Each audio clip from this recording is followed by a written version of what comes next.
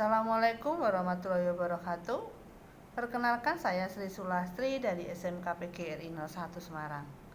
Saat ini saya sebagai peserta Diklat Upskilling dan Reskilling yang diselenggarakan oleh Balai Besar Pengembangan Penjaminan Mutu Pendidikan Vokasi Bisnis dan Pariwisata.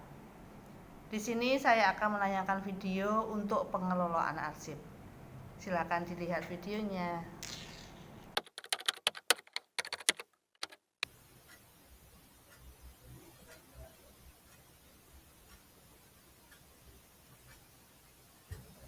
Menerima dan mengirim surat via email. Yang pertama yang perlu kita lakukan yaitu membuka Google, kemudian kita klik aplikasi untuk Gmail.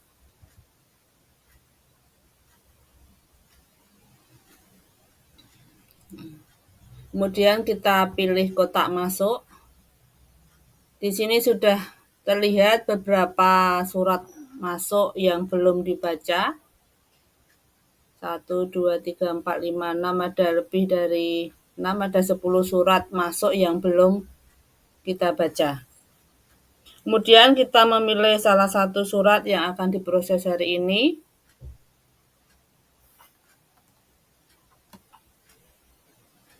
Untuk surat-suratnya ada hampir semuanya ada lampirannya. Ini ada lampiran berupa file PDF. Kemudian ini surat ini juga ada lampiran berupa file PDF. Ini ada lampiran tapi filenya Word.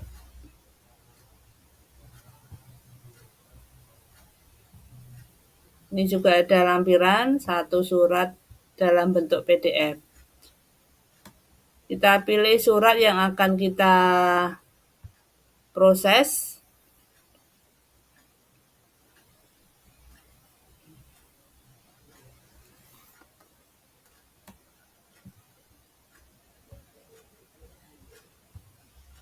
Nih, surat juga ada file attachment-nya, lampirannya, ada file PDF.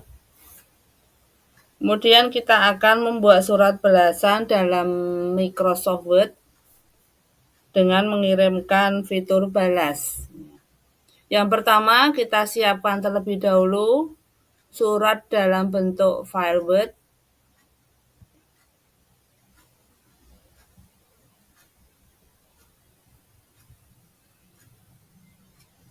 Surat kita tulis di dalam program Microsoft Word terlebih dahulu.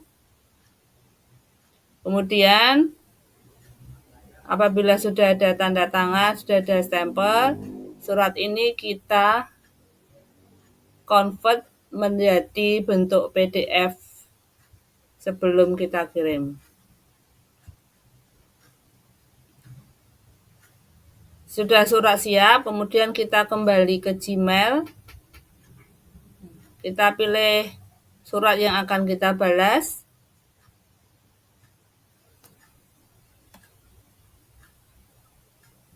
Di bawah lampiran ada tombol balas, kita klik. Kemudian kita menuliskan subjek dari surat yang akan kita kirim.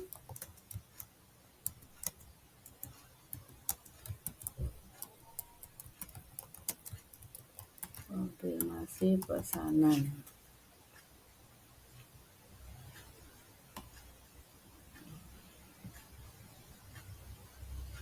Kemudian kita lampirkan file dengan klik tanda lampirkan file atau kita attachment.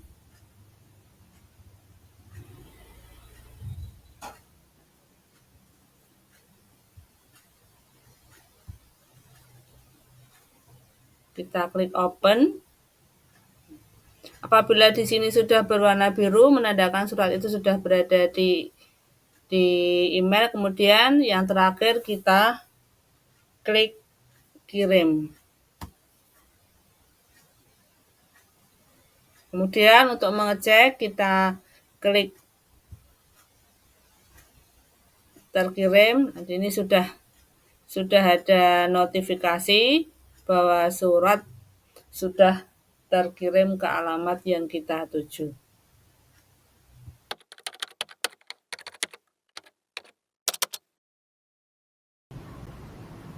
Mengunduh dan mencetak surat masuk.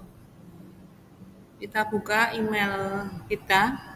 Di sini terlihat ada beberapa email yang belum dibuka. Kita buka emailnya. Kemudian kita unduh. Di sini ada file PDF, kita klik gambar download. Ini sudah terdownload. Kemudian email berikutnya,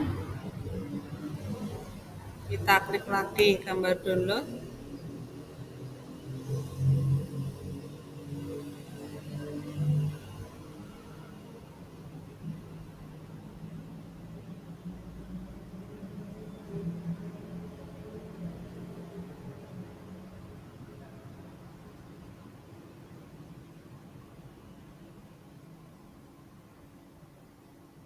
Kita download semua surat masuk.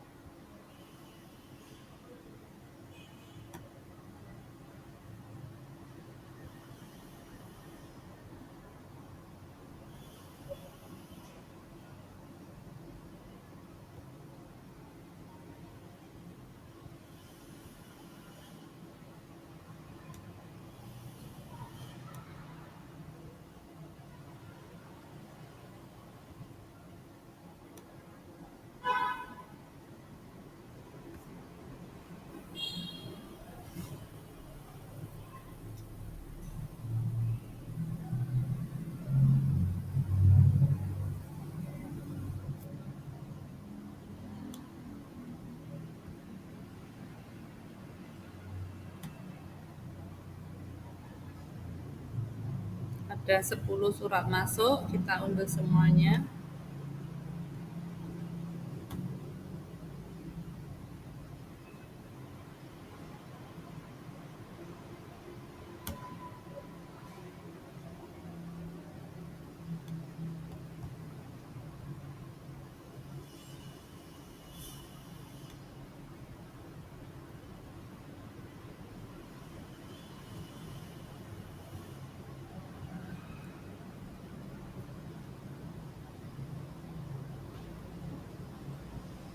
Unduhan selesai, unduhan akan terlihat di file download. 1, 2, 3, 4, 5, 6, 7, 8, 9, 10, ada 10 surat. Kemudian surat ini kita masukkan ke dalam folder. Di sini saya copy.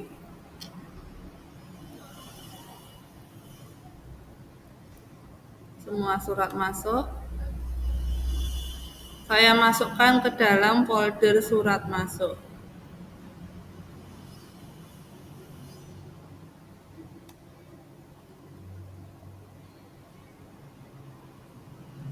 Ini sudah masuk beberapa surat yang ada. Kemudian surat ini kita cetak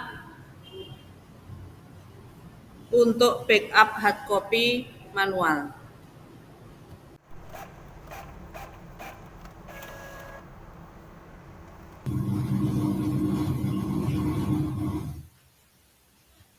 Kemudian kita akan mencetak surat keluar untuk diarsipkan. Di sini sudah ada 10 surat keluar yang siap dicetak. Kita klik surat yang akan dicetak. Kita klik tombol printer. Kemudian tipe printer kita pilih. Di sini saya menggunakan Epson L3210 series. Kemudian kita klik print.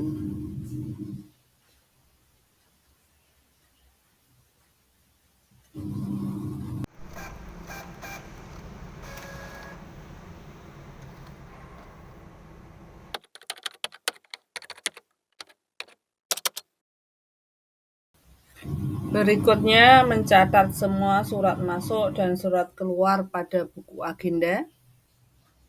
Buku agenda yang digunakan di sini saya menggunakan buku agenda kembar, di mana ada 2 buku agenda, yaitu buku agenda surat masuk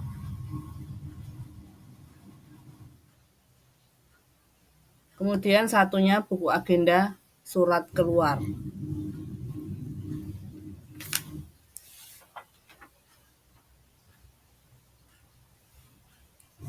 Untuk buku agenda surat masuk, ini tadi surat yang kita terima, ada 10 surat.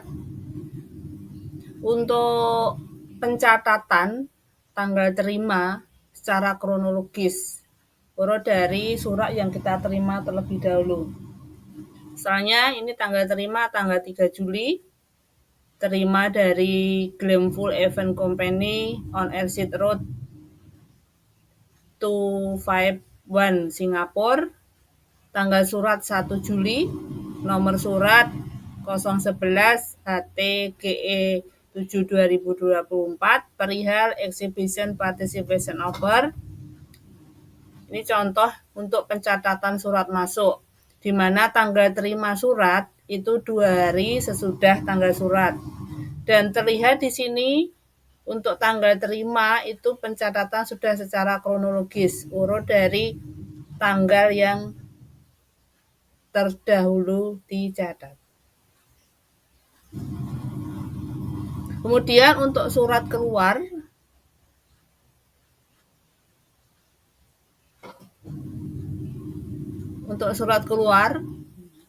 tanggal pencatatan itu sama dengan tanggal surat.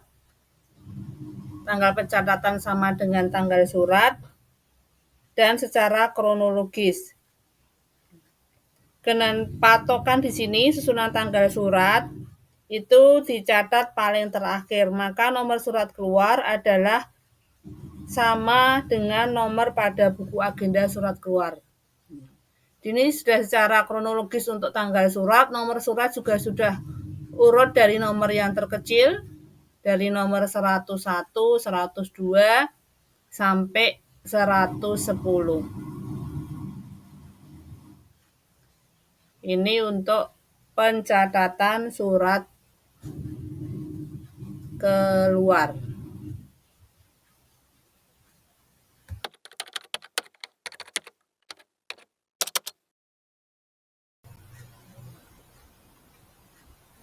Mencatat semua surat masuk pada lembar disposisi. Semua surat masuk diberikan lembar disposisi terkecuali untuk surat pribadi dan surat rahasia. Di sini 10 surat yang kita terima itu merupakan surat yang bukan surat rahasia dan bukan surat yang pribadi. Untuk lembar disposisi pengisiannya,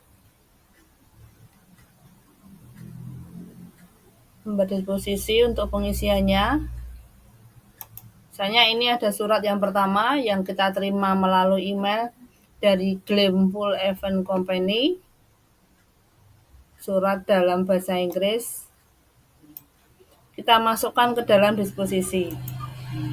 Untuk pencatatannya yang pertama ini ada 3 kolom, salah satu kita centang, penting, rahasia atau biasa. Dia nomor urut, diisi nomor urut pencatatan, karena pertama saya tulis nomor urut 001. Kemudian tanggal terima sesuai dengan suratnya di sini. Tanggal terimanya surat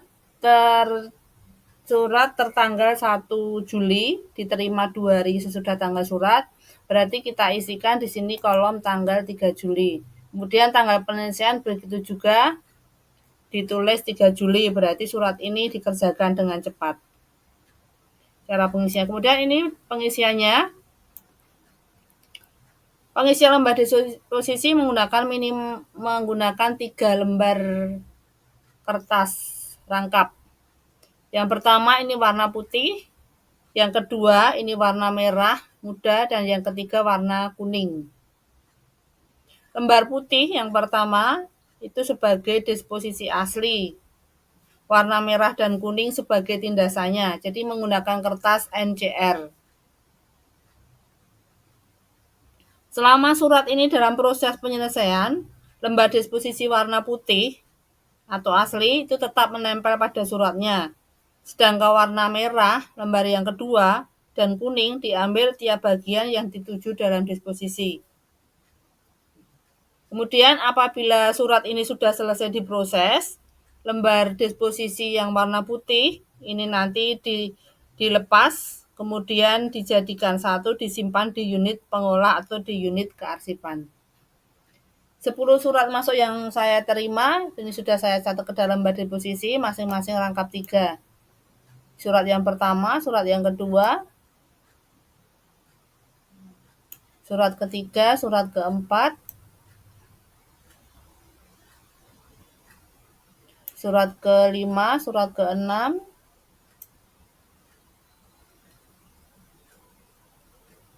surat ke-7, ke-8,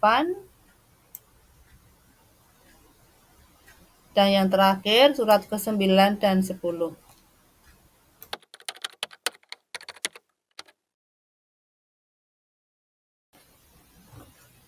Membuat kartu indeks. Kartu indeks adalah kartu yang digunakan untuk alat bantu dalam penemuan kembali arsip, di mana penyimpanannya menggunakan sistem abjad. Kartu indeks dibuat sesuai dengan ukuran standar, kurang lebih 10 x 15 cm. Kemudian isi dari kartu indeks, yang pertama judul surat. Judul surat dituliskan nama apabila suratnya surat masuk, diambil dari nama pengirim surat, kemudian kita indeks.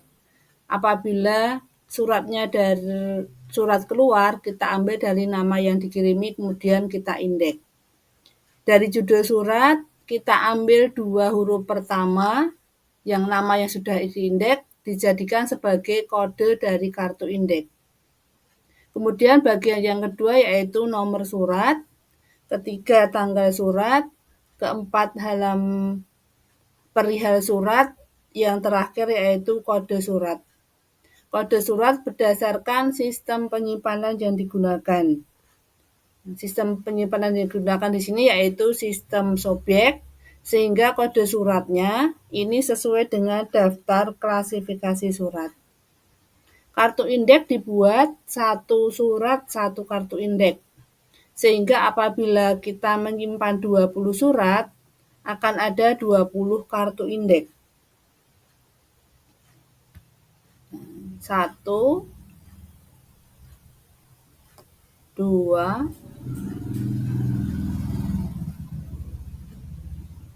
3,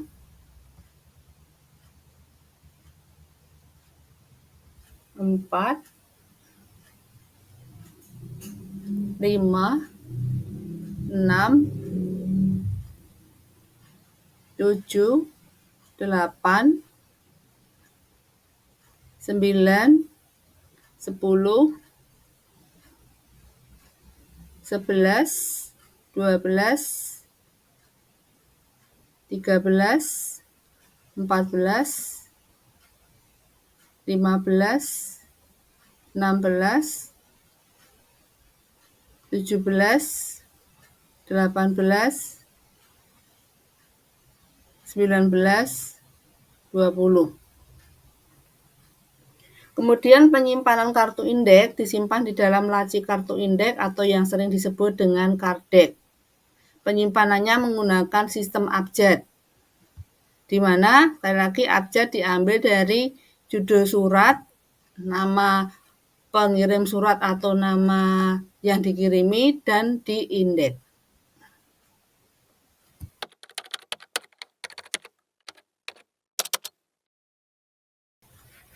Membuat daftar atau pola klasifikasi arsip. Pola klasifikasi arsip digunakan jika sistem penyimpanan yang dipilih adalah sistem Sobiek atau sistem masalah. Dalam membuat pola klasifikasi arsip, diawali dengan kegiatan menyortir atau memilih surat berdasarkan permasalahan surat. Termudah yaitu menggunakan perihal surat. Pola klasifikasi arsip berdasarkan subjek atau masalah dibuat menjadi 3 kategori di sini. Yang pertama masalah utama, yang kedua submasalah, yang ketiga yaitu sub-sub masalah atau pembagian terkecil. Kemudian di sini ada kode arsip, nanti yang kita tuliskan di dalam surat yang akan disimpan. Pola klasifikasi arsip ini digunakan untuk semua arsip, baik surat masuk maupun surat keluar. Di sini kode arsip atau captionnya merupakan gabungan dari huruf dan angka. Misalnya untuk masalah utama pemasaran, submasalah permintaan penawaran, captionnya atau kode arsipnya yaitu PM1.1. Dan seterusnya di sini masalah utama dibuat menjadi 5.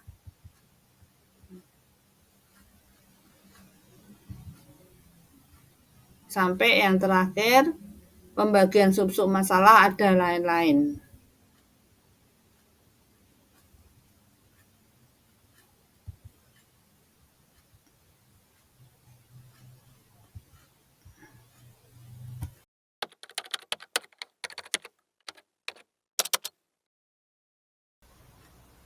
Menyimpan surat-surat secara digital menggunakan sistem subjek. Di sini untuk penyimpanan secara digital kita menggunakan drive. Kemudian di dalam drive ini saya buat folder dengan nama aplikasi PAN. Kemudian saya di dalam folder ini ada 2, yaitu isi foldernya ada surat masuk dan surat keluar. Kemudian untuk surat keluar saya klik. Di sini ada 5 masalah utama berdasarkan daftar klasifikasi sistem subjek, yaitu pemasaran, kepegawaian, keuangan, kesekretariatan, dan umum. Kemudian di dalam folder-folder ini terdapat surat-surat yang kita simpan. Surat keluar untuk masalah utama pemasaran ada 1, 2, 3, 4, 5 surat. Kemudian untuk kesekretariatan di sini ada 1 surat tugas, surat yang kelima. Kemudian di folder umum ada 4 surat. Jadi total semua ada 10 surat. Kemudian untuk folder surat masuk ini juga ada 5 folder berdasarkan masalah utama di dalam daftar klasifikasi, pemasaran, kepegawaian, keuangan, kesekretariatan, dan umum. Kita klik dibuka untuk masalah utama kearsipan, ada 4 surat. Kemudian untuk masalah di keuangan tidak ada, kesekretariatan tidak ada. Kemudian di umum ada 1, 2, 3, 4, 5, ada 6 surat. Jadi total ada 10 surat yang kita simpan. Demikian untuk penyimpanan surat secara digital menggunakan sistem subjek.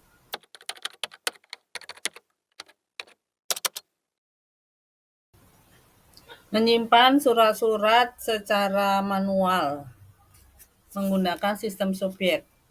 Setelah surat-surat diberikan kode file sesuai pola klasifikasi arsip, kemudian surat disimpan dalam snell letter. Ini sebagai analogi laci. Karena menggunakan buku agenda kembar, sehingga di sini ada 2 snell letter. 1 khusus untuk menyimpan surat keluar, satunya untuk menyimpan surat masuk. Di sini di tiap snell letter, di setiap snell letter ada 5 divider sesuai dengan pola klasifikasi sistem subjek. Di sini ada pemasaran, kepegawaian, keuangan, kesekretariatan, dan umum. Begitu juga untuk SNELekter, surat arsip, surat masuk. Di dalam SNELekter ini disimpan surat, satu SNELekter ada 10 surat sesuai dengan masalah utama di belakang setiap masalah utama. Kemudian apabila ada kode surat yang sama, maka penyimpanan berikutnya secara kronologis. Surat yang terkini itu berada di paling atas. Kemudian di sini sudah digunakan guide atau divider untuk pembatas antar masalah utama di dalam surat tersebut.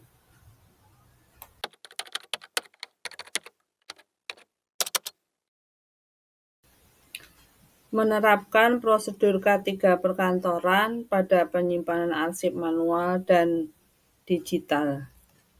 Di sini untuk menerapkan prosedur K3 perkantoran menggunakan daftar centang. Apabila ada, nanti dicentang di kolom ya, apabila tidak, dicentang di kolom tidak. Beberapa isi dari daftar centang untuk prosedur K3 perkantoran pada penyimpanan arsip, baik manual maupun digital, yaitu yang pertama, terdapat jenis perabot simpan arsip yang memadai. Kemudian, kedua, dilakukan kanverisasi dan silikat gel. Yang ketiga, dilakukan fumigasi pengamanan arsip dari kutu hama. Kemudian yang keempat, terdapat pengatur suhu ruang atau kadar kelembaban ruang arsip. Kemudian yang kelima, terdapat APAR, alat pemadam api ringan. Kemudian terdapat CCTV untuk memantau keamanan. 7. Terdapat alat distribusi listrik yang aman. 8. Terdapat kelengkapan P3K. 9. Ada jalur evakuasi. 10. Ada sensor deteksi panas dan kepekatan asap. Kemudian checklist prosedur K3 perkantoran ini ditandatangani oleh pembuat dan harus diketahui oleh pimpinan.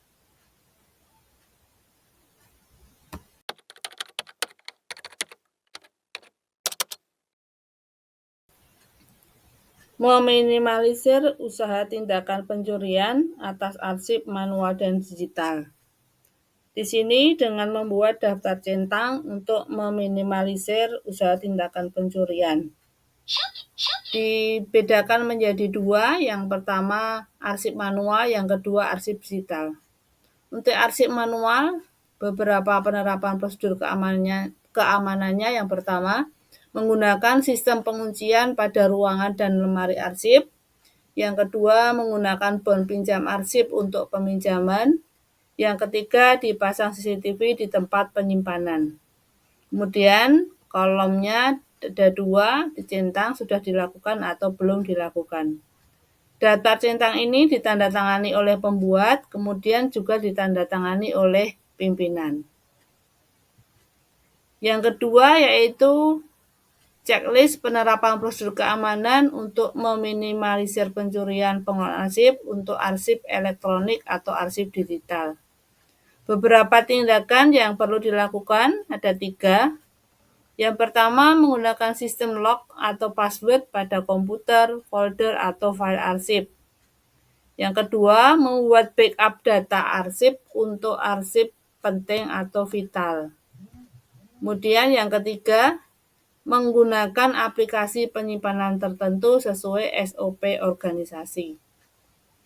Checklist ini ditandatangani oleh pembuat dan juga harus ditandatangani atau diketahui oleh pimpinan.